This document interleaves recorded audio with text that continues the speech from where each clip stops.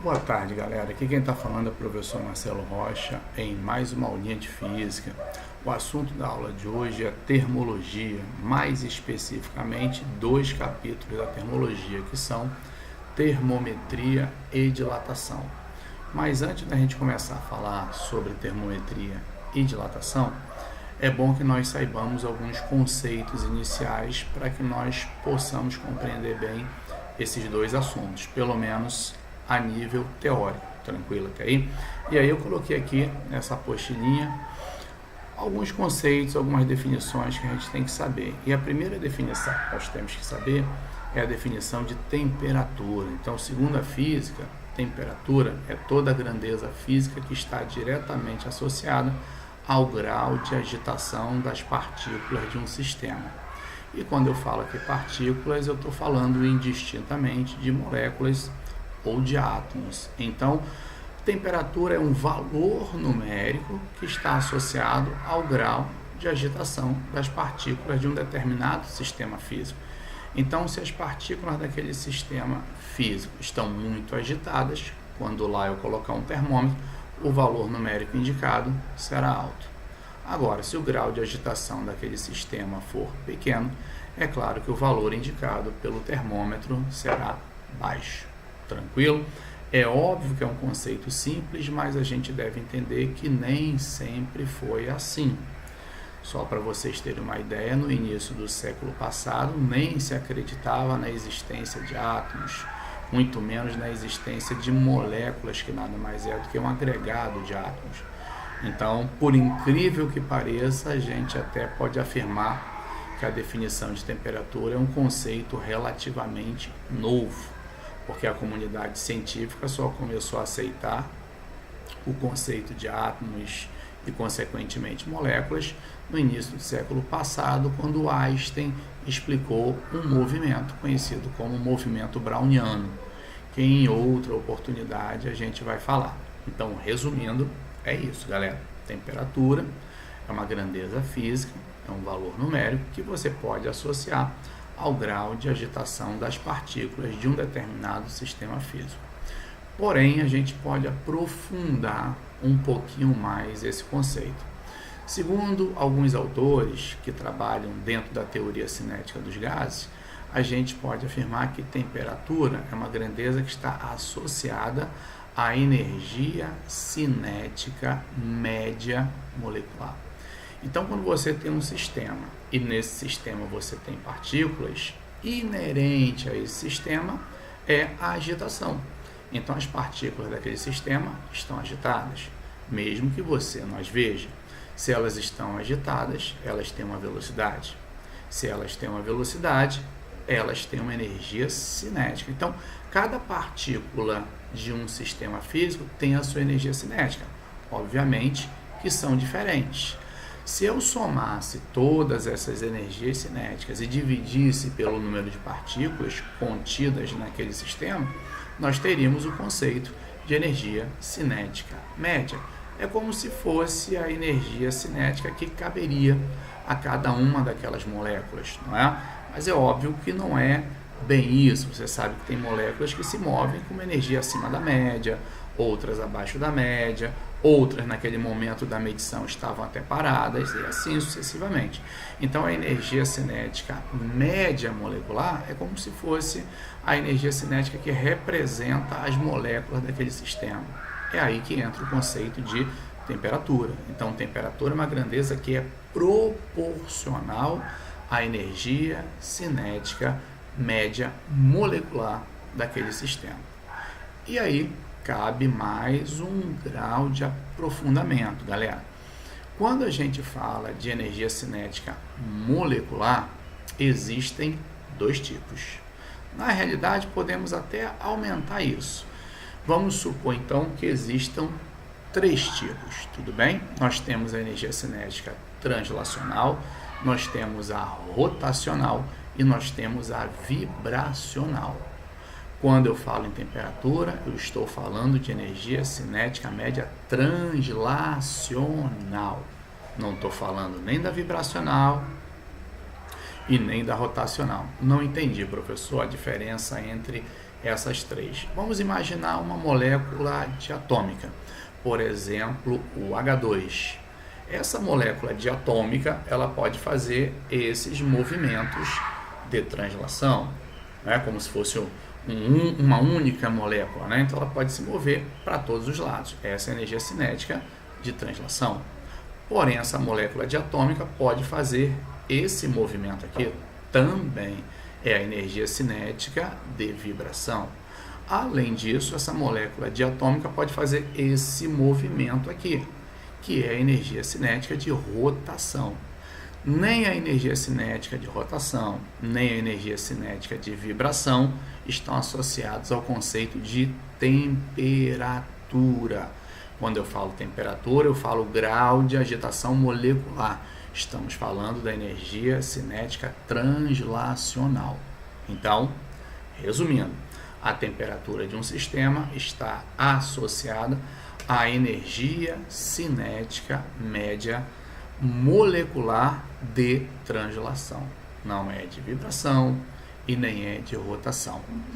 Só por curiosidade, se você olhar para um determinado sistema e somar todas as suas energias cinéticas, translacional, vibracional e rotacional, você estará diante do conceito que está aí na nossa apostilinha de energia térmica. Então, quando você olha, por exemplo, para um gás, não precisa ser gás, pode ser uma substância sólida, líquida ou gasosa. Quando você olha para um gás e imagina que ali nós tenhamos, por exemplo, moléculas, você pode imaginar que aquelas moléculas têm 3 tipos de energia cinética: a rotacional, a vibracional e a translacional. O somatório de todas essas energias, de todas as moléculas, é o que nós chamamos de energia térmica daquele sistema. E é o que está colocado aí na nossa apostilinha. A energia cinética das moléculas de um corpo, a agitação térmica, constitui a energia térmica. Vamos aprofundar um pouco mais. Aí você falaria, mas professor, quando eu olho para um sistema físico, por exemplo, um gás, eu posso dizer que eles possuem apenas energia cinética, esses 3 tipos que o senhor falou? Não, porque as moléculas, elas armazenam também energia potencial. Então, você quando olha para um sistema físico, você pode identificar 2 tipos de energia: a cinética, que são 3, e a potencial, beleza? O somatório de todas elas nos dará o conceito, dentro da física, de energia interna daquele sistema. Então, a energia interna daquele sistema é o somatório de todas as energias, quer cinética, quer potencial, que ele apresente. Beleza até aí, gente? Então, esse é o nosso conceitozinho básico de temperatura. Foi? Beleza. Outra coisinha que a gente tem que saber também é o conceito de equilíbrio térmico. Dizemos que 2 ou mais corpos entram em equilíbrio térmico sempre que eles atingem a mesma temperatura. Então, quando você coloca 2 corpos a diferentes temperaturas, próximos ou em contato, eles trocam aquilo que nós chamamos de calor. E eu vou falar um pouco mais sobre o calor daqui a pouco. Essa troca de calor faz com que suas temperaturas mudem. Aquele que tem uma maior temperatura tem uma queda, aquele que tinha uma menor temperatura tem um acréscimo. Então, como uma temperatura diminui e a outra aumenta, com o passar do tempo, eles atingirão o famoso equilíbrio térmico. Então, nós dizemos que 1, 2 ou vários corpos se encontram em equilíbrio térmico sempre que eles possuírem a mesma temperatura. Cuidado para não confundir temperatura, galera, com energia interna, coisa que alguns alunos fazem. Por exemplo, digamos que num recipiente eu tenha 2 litros de água a 100 graus Celsius. Num outro recipiente eu tenha 1 litro de água a 100 graus Celsius. Ora, como eu sei que ambos estão a 100 graus Celsius, é claro que eu sei que a energia cinética média molecular dos dois é a mesma. Agora, como no recipiente 1, 2 litros, tem o dobro em média de moléculas que o recipiente 2, que só tem um líquido, é claro que a energia total armazenada pelo primeiro recipiente é maior. Então podemos afirmar que a energia interna do recipiente que contém 2 litros de água é o dobro, aproximadamente, da energia interna do segundo recipiente, apesar de suas energias cinéticas médias translacionais moleculares serem iguais. Tranquilo até aí, gente? Beleza. Nesse nosso quadro que está aí na frente, tem também o conceitozinho de calor. E aí é importante nós separarmos calor de temperatura. Já falamos sobre temperatura, aquela grandeza que está associada à energia cinética média. Agora, calor é uma forma de energia. Então, toda vez que você coloca 2 corpos a diferentes temperaturas, próximos um do outro ou em contato, uma energia, uma forma de energia é transferida espontaneamente daquele de maior temperatura para o de menor temperatura. Essa energia que é transferida, essa energia que transita de um corpo para outro, de um de maior temperatura para outro, é que nós chamamos de calor. Então, calor, galera, é uma energia em trânsito. Essa energia só recebe esse nome, calor, quando ela está em trânsito. A partir do momento que ela já foi recepcionada pelo outro corpo, aí virou energia interna daquele corpo. Então, quando você tem 2 objetos a diferente temperatura, próximos ou em contato, né? Quando estão próximos ou em contato, aquele de maior temperatura transfere parte da sua energia, né? Lembrando que a energia interna, né? A soma da cinética e potencial. Então, a energia dele diminui. Então, ele transfere parte da sua energia para o outro corpo de menor temperatura. Quando essa energia é transferida, esse que perde tem um grau de agitação diminuído, ou seja, a sua temperatura cai, e aquele que recebe tem o seu grau de agitação molecular aumentado, sua temperatura também aumenta. Tudo bem até aí, galera? Beleza. Aí você poderia perguntar assim: professor, em contato eu até entendo, mas quando eles estão afastados, eu não entendo. Por exemplo, professor, vamos supor que um corpo esteja a 80 graus, moléculas muito agitadas, e um outro corpo esteja a 20 graus, moléculas pouco agitadas. Coloquei em contato. É natural que aquele mais agitado, em contato com moléculas menos agitadas, diminua o seu grau de agitação. Em contrapartida, aquelas moléculas menos agitadas, recebendo a colisão, o contato de moléculas mais agitadas, também ficam mais agitadas. Então, espera-se que no final do experimento, a temperatura de um caia e a temperatura do outro, que acompanha o grau de agitação, aumente. Até aí tudo bem. Mas e quando eles estão separados, professor? Quer seja pelo ar, quer seja pelo vácuo, por exemplo, dentro de uma sala evacuada. Como o mais quente sabe que é mais quente, como o mais frio sabe que é mais frio, de modo que o mais quente, por saber que é mais quente, tem que transferir para o mais frio, já que não há contato entre eles. Como é que eles sabem? Não, eu sou mais frio, você é o mais quente, você vai transferir energia para mim, que sou mais frio. Essa é uma boa pergunta. É por isso que, na realidade, não é bem assim que as coisas acontecem. A gente vai falar mais sobre isso em outro capítulo. Na realidade, assim como o mais quente transfere calor para o mais frio também transfere calor para o mais quente. A diferença é que aquele que está a maior temperatura tem uma taxa de transmissão maior do que aquele que está a menor temperatura, de modo que o saldo no final é o que nós conhecemos. A temperatura de um cai, a temperatura do outro aumenta. Então, aquele mais quente, que está associado a uma maior temperatura, ele emite bem mais do que emite aquele que está mais frio. Então, no final, como há uma potência líquida diferente de zero, a tendência é que a menor temperatura aumente e que a maior temperatura diminua. Entenderam, galera?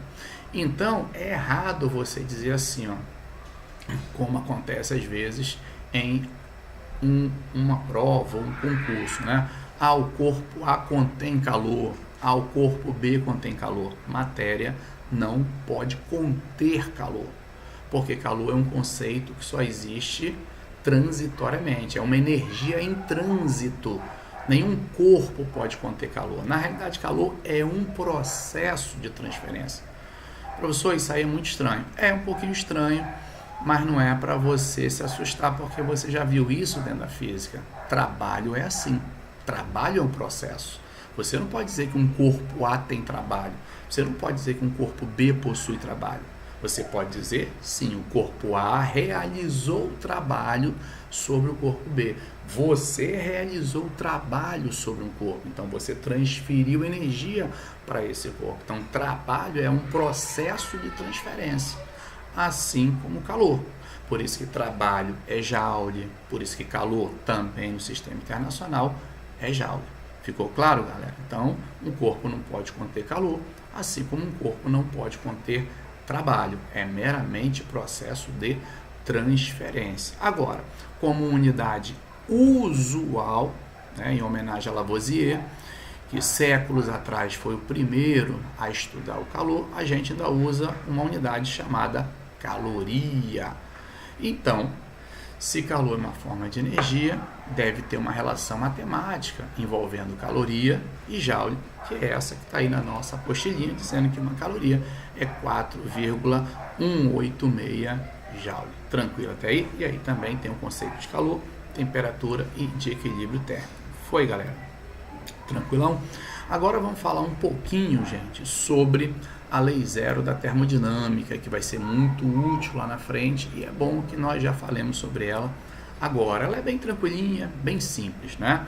E por incrível que pareça, os físicos, né, alguns séculos atrás, acharam necessário o estabelecimento dessa lei. Tanto acharam necessário que, curiosamente, ela surgiu depois da primeira lei e da segunda lei da termodinâmica. Depois a galera viu, opa, temos que anunciar uma lei zero. E a lei zero fala justamente isso. Dois corpos em equilíbrio térmico com o terceiro estão em equilíbrio térmico entre si. Em outras palavras, se um corpo A está em equilíbrio com o corpo C, se um corpo B está em equilíbrio com o corpo C, então A está em equilíbrio térmico com B. Entenderam? Eu vou repetir. Imaginemos três corpos, A, B e C. Vamos imaginar que A está em equilíbrio térmico com C, ou seja, os dois estão à mesma temperatura.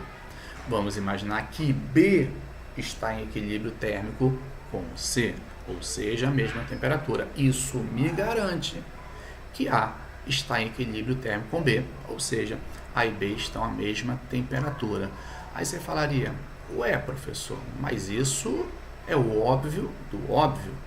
Precisaríamos enunciar uma lei como essa? Precisaríamos ir para um laboratório verificar isso? Que para a gente é óbvio? Não, galera, por incrível que pareça, não é tão óbvio. Eu posso até te dar um contra-exemplo. Vamos imaginar que você tenha um prego e um ímã. A gente sabe que esse prego atrai esse ímã, beleza? E vice-versa. A gente sabe que o ímã atrai esse prego.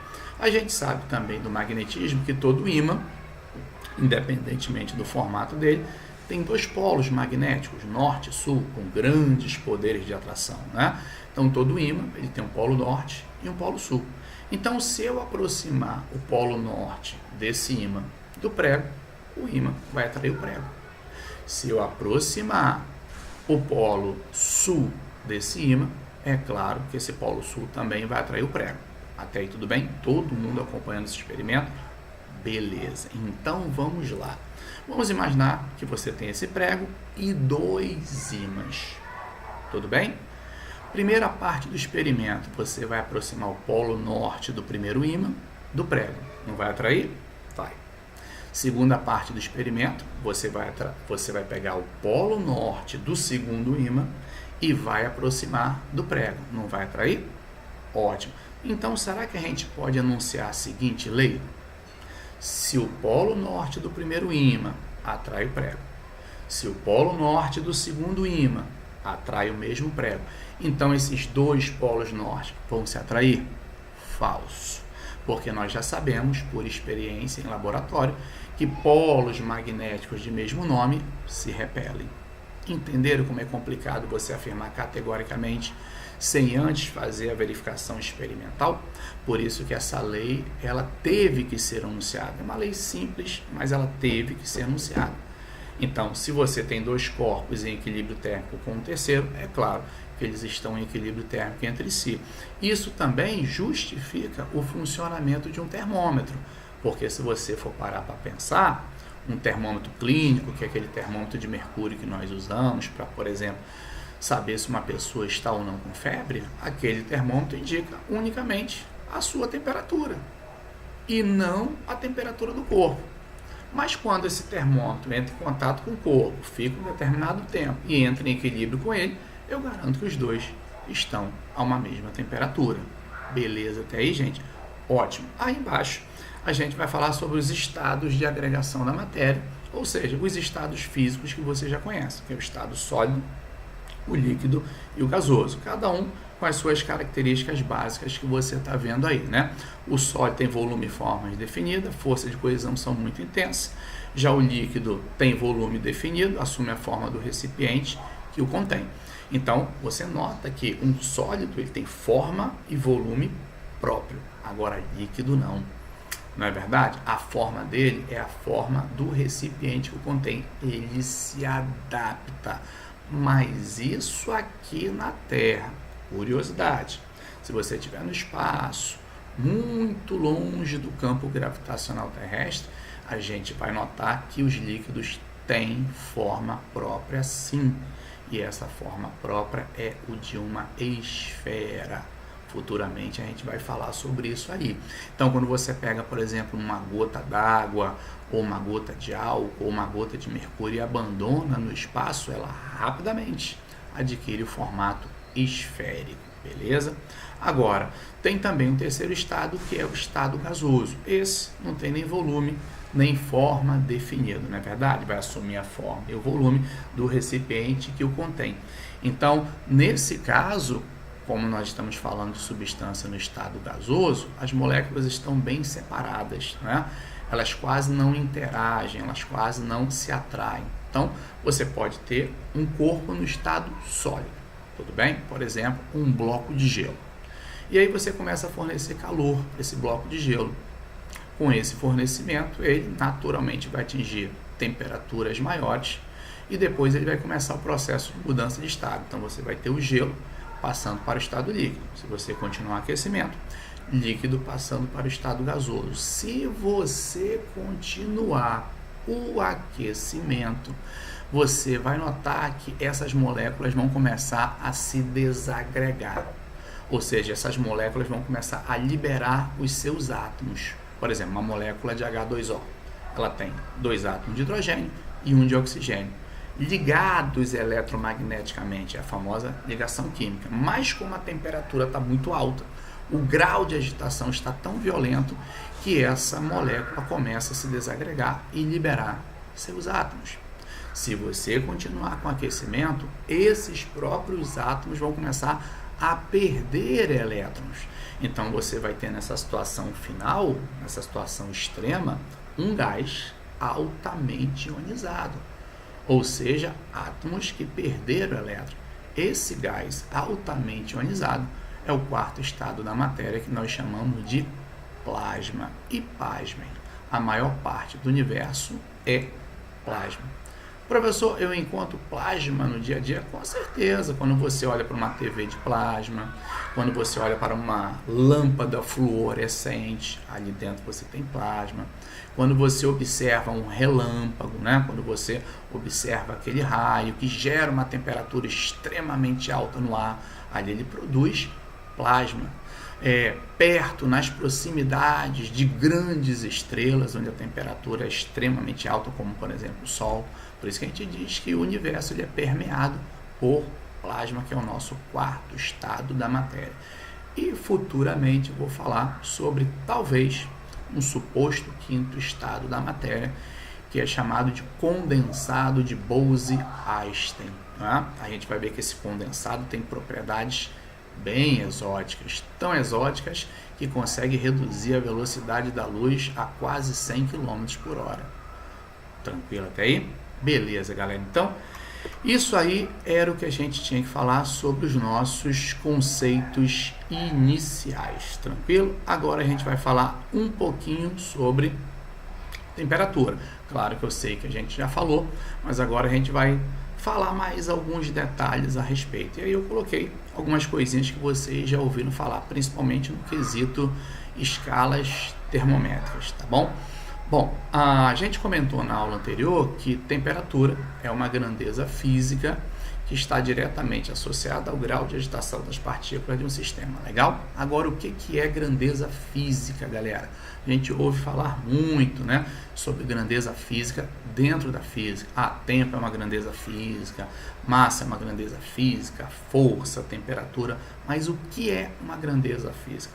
Grandeza física é tudo aquilo que você pode mensurar, tudo aquilo que você pode medir, tudo aquilo que você pode aferir através de instrumentos, nós chamamos de grandeza física. Então, por exemplo, massa eu posso medir através de uma balança, tempo eu posso medir através de um cronômetro, não é? Pressão eu posso medir através de um barômetro, temperatura eu posso medir através de um termômetro. Então, tudo aquilo que eu consigo mensurar usando um equipamento, usando um dispositivo, né, que seja o mais imparcial possível, nós chamamos isso de grandeza física. Aí você falaria, poxa, professor, então tudo no universo praticamente é grandeza física. Não, na realidade nem tudo é grandeza física. Por exemplo, sentimentos, emoções, lembranças. Você pode, por exemplo, mensurar o amor que você sente pela sua mãe. Você pode mensurar a admiração, né, o carinho que você tem pelo seu pai? Não. Então, sentimentos, pensamentos, emoções, lembranças não são grandezas físicas. Então, é bom que se deixe isso bem diferenciado, tá bom? Então, como os cientistas definem temperatura como grandeza física, é claro que elas podem ser mensuradas. E os equipamentos que o fazem são chamados de termômetros. E nós temos uma infinidade de termômetros por aí, né? Nós não temos só esse termômetro clínico que a gente usa em casa. Você tem termômetro digital, você tem termômetro a gás, você tem termômetro que usa lâmina bimetálica, você tem termômetro que usa resistência elétrica, você tem termômetro que se utiliza da radiação emitida por um corpo aquecido, enfim, você tem uma variedade enorme de termômetros, cada um com a sua finalidade. Você não esperaria usar um termômetro clínico para medir, por exemplo, a temperatura de um alto forno, de uma caldeira numa siderurgia, né? Aquele termômetro não resistiria. E o tipo de termômetro que mais cai em prova, claro, que é aquele termômetro que utiliza como líquido termométrico o mercúrio. Professor, o que é uma substância termométrica? É qualquer substância que tenha uma propriedade que possa variar com a temperatura e eu consiga me utilizar dessa propriedade para montar uma escalinha de temperatura. Por isso que hoje nós usamos o nosso mercúrio, porque ele tem uma facilidade extrema em se dilatar. E a gente se utiliza dessa facilidade de dilatação que ele tem para construir um termômetro. Além disso, a dilatação do mercúrio é praticamente linear. Como assim? Se dobrar a temperatura do ambiente, dobra a marcação da nossa escala. Se triplicar a temperatura, triplica a altura da coluna de mercúrio e assim sucessivamente. Não são todos os líquidos que têm essa propriedade, né? É por isso que Gabriel Daniel Fahrenheit, alguns séculos atrás, sugeriu o mercúrio e é esse líquido que nós utilizamos até hoje. É claro que nós temos muitos termômetros no mercado que se utilizam de álcool tingido e não de mercúrio. A tendência é que o termômetro de mercúrio ele não seja mais utilizado daqui a alguns anos, porque ele é tóxico. Então a tendência é que nós utilizemos álcool tingido, porque o álcool também serve, né, dentro de uma faixa de temperatura para nós o utilizarmos. O álcool só começa a mudar de estado, só começa a evaporar lá pelos 72, 73 graus Celsius. Nós não temos essa temperatura, né, no dia a dia.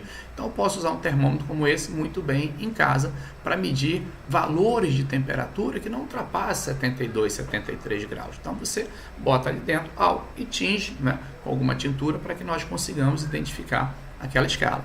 O importante é você saber que, independentemente do líquido que você use ali dentro, todos os termômetros que existem ou que venham a existir tem que ter o que nós chamamos de pontos fixos fundamentais, que a comunidade científica escolheu, após reunião, como sendo o ponto de fusão do gelo, ou temperatura de fusão do gelo, e o ponto de ebulição da água, ou temperatura de ebulição da água. Então, qualquer escala que você venha construir, já que qualquer um de nós pode construir uma escala termométrica, nessa escala tem que ter essas duas temperaturas. Os valores, você que vai dar, porque a escala é tua, mas você tem que ter calibrado previamente seu termômetro. Olha, minha temperatura de fusão do gelo é 20 graus, minha temperatura de ebulição da água ela é 200 graus. Pronto, teu termômetro está calibrado. Daí o nome pontos fixos fundamentais. Fixo porque toda escala tem que ter, e fundamental porque eles são essenciais para que nós possamos converter a temperatura de uma escala em outra. Beleza até aí, galera? Tudo isso está escrito aqui na nossa postinha. E aqui em cima eu também falei sobre sensação térmica. Isso é legal, porque senão você perguntaria, professor, por que dentro da física a gente tem que construir tanto equipamento, tanto dispositivo? É simples, porque a gente não pode confiar nos sentidos do ser humano. Você vai colocar a mão num piso, vai dizer que o piso está quente. Eu vou colocar a mão, vou dizer que está frio. E aí? O piso está quente ou está frio se nós temos sensações térmicas diferentes? Daí a finalidade de um equipamento, que é, ou procura ser, o mais imparcial possível, já que nossos sentidos são extremamente limitados e são particulares de cada um. Então, além dos teus sentidos serem limitados, as impressões que eles levam até você é uma experiência pessoal, é sua. Você pode achar algo e eu achar outro algo, uma terceira pessoa achar algo ainda totalmente diferente do que nós achamos. Então não dá para confiar. Beleza até aí, galera?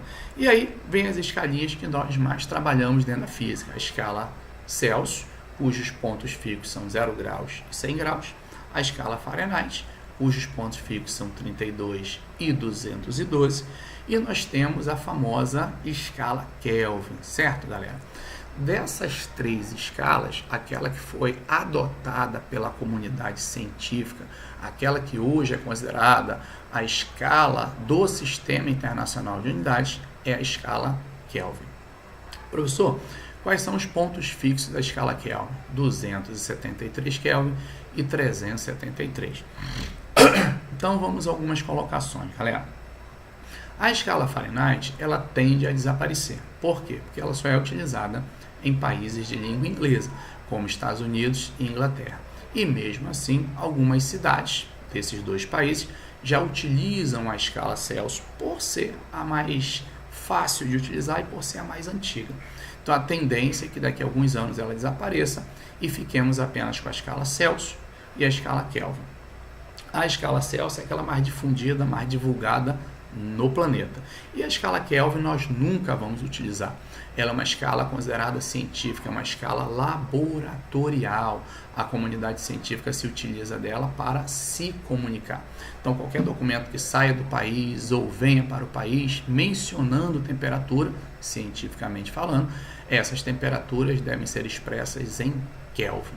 As outras duas escalas, Celsius e Fahrenheit, elas são chamadas de escalas relativas, porque elas foram montadas, elaboradas, baseando-se nos pontos fixos, não é? Fusão do gelo e ebulição da água. Já a escala Kelvin não. Ela foi construída baseando-se em energia. Não tem nada a ver com pontos fixos fundamentais. Não entendi, professor. É por isso que ela é chamada de escala absoluta? É. Por quê, galera? Porque quando você fala que a temperatura de um sistema é 0 K, ou seja, 0 Kelvin, tem que passar pela tua cabeça o seguinte, olha, todas as partículas estão paradas. Coisa que não aconteceria com o 0 graus Celsius, nem com 0 graus Fahrenheit. Então, das três escalas, aquela que está mais intimamente associada ao grau de agitação das partículas de um sistema é justamente a escala Kelvin. Porque quando você fala 0, parou tudo. Então, 0K para tudo. 0 graus Celsius não. E o 0 graus Fahrenheit também não. Por isso elas são chamadas de escalas relativas e essa Kelvin é chamada de absoluta. Então, quando você mede a temperatura de um sistema e porventura ele indicasse, coisa que ainda não atingimos, se porventura ele indicasse 0K, você poderia concluir que o grau de agitação daquele sistema seria nulo. E a partir do momento que você fosse aumentando a temperatura, as marcações da sua escala Kelvin iriam aumentar de acordo com o aumento energético daquele sistema. Ué, professor, essa temperatura nunca vai ser atingida? Bom, galera, isso a gente não pode afirmar categoricamente, porque a ciência já falou várias coisas que ao longo dos séculos vieram por terra. Coisas que eram verdades absolutas por estarem demonstradas matemática, cientificamente, vieram cair. Mas, à luz do conhecimento que nós temos hoje, essa temperatura de 0 Kelvin, que é conhecida como zero absoluto, ela é inatingível, porque existem pelo menos duas leis dentro da física, demonstráveis, claro, que inviabilizam que essa temperatura seja atingida. Primeiro, que nós violaríamos a segunda lei da termodinâmica, criando uma máquina térmica perfeita, o que é impossível. Vamos falar muito sobre isso lá na frente. Segundo, que ela viola, lá na mecânica quântica, o princípio da incerteza de Heisenberg. Esse princípio afirma que a gente não pode descobrir, não pode determinar com igual precisão a posição e a velocidade de uma determinada partícula, mas se o zero absoluto fosse atingido e pela definição dele tudo estaria parado, conseguiríamos determinar a velocidade de um elétron e a sua posição. Qual seria a velocidade? Zero. Qual seria a posição? Você veria, por exemplo, no microscópio eletrônico, qual camada e subcamada ele estaria. Então, se o zero absoluto fosse atingido, nós conseguiríamos determinar com igual precisão a velocidade dele e a posição. E isso violaria esse grande princípio da mecânica quântica. É de lá da mecânica quântica que vem um conceito importante que é chamado de energia do ponto zero. O que isso quer dizer? Que mesmo que o zero absoluto venha a ser atingido, alguma energia residual ainda restaria nas partículas daquele sistema. As moléculas não parariam por completo. Aquele sistema ainda teria armazenado uma energia residual que manteria um certo grau de agitação. Agora, é claro, inativo. Como assim inativo? Essa energia residual não poderia ser transferida, como nós falamos em calor anteriormente. Lembra aquela historinha de energia transferida sendo chamada de calor? Essa energia residual não poderia ser transferida. É claro que isso tudo é à luz do que a ciência conhece hoje, o que não quer dizer que no futuro esse limite não seja ultrapassado. E isso é interessante, não é? Que a natureza mostra para a gente que existe um limite inferior de temperatura, mas não existe um limite superior. Teoricamente, eu posso atingir qualquer valor de temperatura para cima, mas para baixo, não. Eu esbarro nessa fronteira aí, que é o zero absoluto, é o menos 273,15 graus Celsius, é o menos 459 graus Fahrenheit, é o 0K. Todas essas temperaturas se correspondem e são chamadas de zero absoluto. Então, o zero absoluto é um conceito teórico, que em laboratório nunca foi e, teoricamente, nunca será atingido. O máximo que nós já conseguimos em laboratório foi 10 a menos 10 kelvins. Mas, professor, eu ouvi dizer que a temperatura do universo está diminuindo. Sim, desde o Big Bang, quando a temperatura era da ordem de 10 elevado a 39, 10 a 40 kelvins, até hoje essa temperatura caiu muito. Se naquela época, há quase 14 bilhões de anos atrás, a temperatura era da ordem de 10 a 40, hoje ela está da ordem aí de 3 kelvins. Está bem próxima do zero absoluto. Estou falando a temperatura do universo, galera.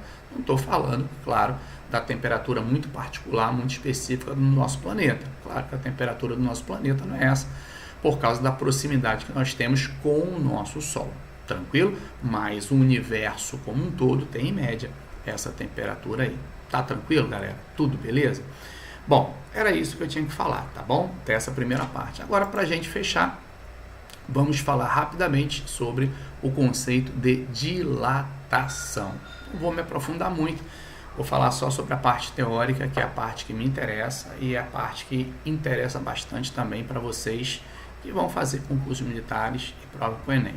Quando você pega, por exemplo, um corpo sólido e o aquece, já falamos aqui em sala, né, ou no caso em aulas anteriores, que esse fornecimento de calor aumenta o grau de agitação das partículas dessa barra, fazendo com que, em média, a distância entre elas aumente.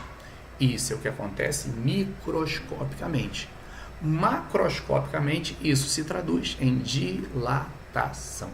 Então, quando a gente fala em dilatação, a gente quer dizer justamente isso. Aumento nas dimensões do corpo, fruto do aumento do seu grau de agitação molecular. Então, em geral, temos exceção, é claro, em geral, quando você fornece calor para um corpo, ele se dilata. Quando você retira calor de um corpo, ele se contrai. Beleza? Até aí, galera? Tem as exceções, eu vou comentar uma delas daqui a pouco. Tranquilão? Essa dilatação, ela pode ser de 3 tipos. É claro que a natureza não está nem aí para a nossa classificação. Para a natureza só existe uma dilatação, que é a volumétrica, ou seja, aquela dilatação do corpo que se dá em todas as direções, mas didaticamente a gente costuma dividir a dilatação em 3. A linear, a superficial e a volumétrica. A dilatação é linear quando há predomínio da dilatação numa única direção. Isso, em geral, acontece com corpos filiformes, ou seja, corpos que têm o formato de fios. O que são isso? Fios, cabos, vigas, traves, barras, corpos com esse formato têm dilatação predominantemente numa única direção. Não quer dizer que não se dilate nas outras duas, Y e Z, mas predomina, por exemplo, a dilatação na direção X. Se o predomínio é em 2 direções, como acontece, por exemplo, com uma chapa metálica, aí nós chamamos de dilatação superficial, onde a chapa visivelmente se dilata na direção X, na direção Y, mas você quase não percebe na direção Z, que é a profundidade. Agora, se você tem um cubo metálico e o aquece, aí sim você vê igualmente a dilatação nas 3 direções e ela é chamada de volumétrica. Beleza, galera? Bom, esse fenômeno da dilatação no dia a dia, ele é muito importante, gente. Ele tem que ser levado em consideração em várias situações por vários profissionais. Então, por exemplo, quando você vai num dentista e ele tem que fazer uma obturação, essa obturação ou o material de que é feita essa obturação tem que se dilatar da mesma maneira que seu dente. Então, esse material ele é escolhido adequadamente. Ele não pode se dilatar mais, porque ele poderia, por exemplo, trincar o teu dente. Ele não pode se dilatar menos que o teu dente, porque senão geraria uma folga. Ali entraria detritos sólidos, líquidos, daqui a pouco você estaria com cárie novamente. Você vê a preocupação com a dilatação na engenharia civil. Você nota que o engenheiro ele usa muito concreto e aço. Por que esse casamento foi perfeito? Porque esses 2 materiais se dilatam quase que da mesma maneira, não é? Você vê que quando o engenheiro elétrico vai colocar um fio entre 2 postes consecutivos, ele deixa uma folga, justamente para quando a temperatura cair e esse fio precisar se contrair, ele tem uma folga à disposição. Então você tem várias situações no dia a dia que se utilizam de dilatação. Quando você, por exemplo, vai construir uma ponte, quando você vai construir um viaduto, uma quadra poliesportiva, você já viu que a gente tem que deixar aqueles espaços na estrutura, em geral preenchido por um material elástico, né? Que tem uma certa flexibilidade como o piche. Então você preenche com algum material elástico, mas aquela folga existe para que o material possa se distender ou se contrair, coisa que você, por exemplo, também vê em trilhos de trem. Aquelas folgas que nós chamamos de juntas de expansão ou juntas de dilatação. Então a dilatação ela é extremamente importante. Ela é utilizada num simples pisca-pisca de uma árvore de Natal. Ela é utilizada nos termostatos de geladeira e ar-condicionado, onde você usa uma lâmina bimetálica, que são 2 metais diferentes, unidos um ao outro por uma solda ou por um engastamento qualquer. Se você tem 2 metais diferentes, alumínio e ferro, por exemplo, e os aquece, como eles se dilatam de maneira diferente, um vai se dilatar mais do que o outro e vai provocar um encurvamento dessa lâmina. Se você resfriar, essa lâmina volta ao normal. Esse encurvamento, dependendo da temperatura, é muito útil num termostato, que ora liga um ar-condicionado, ora desliga um ar-condicionado e assim sucessivamente. Então a dilatação ela é extremamente importante. E aí essas formulazinhas que estão elencadas dizem para a gente que fatores influenciam na dilatação, por exemplo, de uma barra, de uma chapa ou de um volume de um determinado cubo, por exemplo. Todas elas seguem o mesmo padrão. Basta vocês observarem aqui, ó, qual é a fórmula do nosso ΔL, que é alfa L0 Δθ, ou seja, o ΔL é a dilatação que um corpo vai sofrer. O que a fórmula está dizendo para a gente? Que essa dilatação depende de 3 fatores: da natureza do material, representado pelo alfa, do comprimento inicial dessa barra e da variação de temperatura que você impõe a ela. Tranquilo? Idem também você vai ter aí para a variação diária e idem você vai ter também para a variação volumétrica. Quanto aos líquidos, é interessante você notar que quando você vai fazer algum experimento com um líquido, você tem que colocá-lo dentro de um recipiente. Então, quando você aquece o líquido que está dentro do recipiente, o recipiente também se dilata. Então, você tem que levar em consideração essa dilatação. Pode acontecer de você ter um recipiente completamente cheio por um líquido, por exemplo, mercúrio. Aquecer esse recipiente e parte do mercúrio extravasar, transbordar. Essa parte que você recolhe não foi a dilatação real do líquido.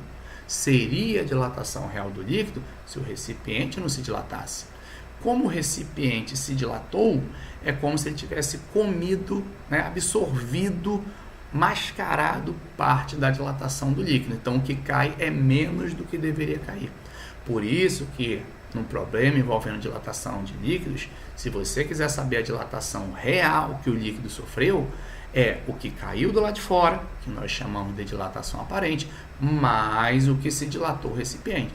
Esses dois volumes juntos é o que deveria ter caído e não caiu, beleza? Tá tudo aí nesse materialzinho. Agora, para finalizar, galera, a gente tem que falar sobre o comportamento anômalo da água.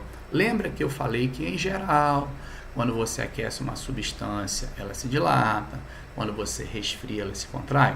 Beleza. Em geral, mas existem substâncias que não seguem essa regra. Um exemplo de substância é a água.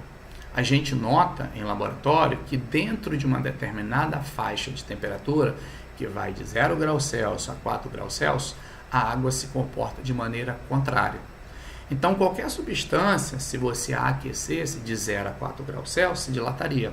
A água se contrai.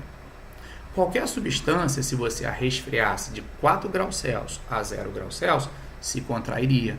A água se dilata. Esse comportamento diferente, anormal, é que nós chamamos na física de comportamento anômalo da água. Foi justamente esse comportamento que fez com que Galileu, no século XVI, abandonasse o seu termômetro à base d'água. Então, Galileu, quando construiu o primeiro termômetro, no século XVI, que na época recebia o nome de termoscópio, se utilizava de água. Mas quando ele notou essa anormalidade no comportamento da água, quando ele viu que a água não seria confiável dentro desse intervalo de temperatura, ele a abandonou e passou a utilizar o álcool, que depois de alguns anos também foi abandonado e hoje a gente se utiliza de mercúrio. Aí você fala, mas professor, por que acontece essa anormalidade? Bom, segundo os químicos, essa anormalidade tem a ver com o rompimento das pontes de hidrogênio. Então, quando você aquece a água de 0 a 4 graus Celsius, lembre-se, existem duas tendências agora brigando. Tendência 1, aumento no grau de agitação. Tendência a separar as moléculas. Tendência à dilatação, beleza? Tendência 2, rompimento de ponte de hidrogênio. Até aí tudo bem? Esse rompimento das pontes de hidrogênio, que são ligações que unem moléculas de água vizinhas, faz com que as moléculas se aproximem mais. Então você tem duas tendências brigando. Uma tendência que tende a afastar, que é fruto do grau de agitação molecular, fruto do aquecimento, e uma tendência a aproximar, fruto do rompimento das pontes de hidrogênio. Segundo os químicos, como esse aquecimento de 0 a 4 graus representa ainda temperaturas pequenas, ou seja, grau de agitação ainda pequeno, predomina o rompimento das pontes de hidrogênio. Se o rompimento ganha da agitação molecular, a tendência geral é que a água se contraia. Agora, a partir de 4 graus Celsius, como a temperatura já é suficientemente alta, volta a predominar o grau de agitação e a água passa a se comportar como qualquer outra substância, ou seja, ela volta a se dilatar. Então, esse comportamento anormal dentro dessa faixa de temperatura se deve predominantemente às pontes de hidrogênio. E o curioso, a gente vai falar mais sobre isso lá na frente, é que se essa anormalidade não existisse na água, o ser humano, como nós o conhecemos hoje, nem existiria. É graças a essa anormalidade, é graças a esse comportamento anômalo que os seres vivos passaram incólumes pelas várias eras glaciais pelas quais passou o nosso planeta. É por conta dessa anomalia que somente a superfície dos rios, lagos e oceanos congelam em climas extremamente frios, preservando toda a fauna e flora daquele ecossistema marinho. Mas a gente vai falar mais sobre isso numa próxima aula bem interessante. Tá bom, galera? Espero que eu tenha ajudado vocês, espero que a nível teórico isso tenha dado um embasamento maior para vocês e vamos fazer exercício, tá bom? Na próxima aula a gente vai falar de tipos de calor, calor sensível, calor latente e processos de transmissão de calor. Falou? Fiquem com Deus e beijo no coração. Fui!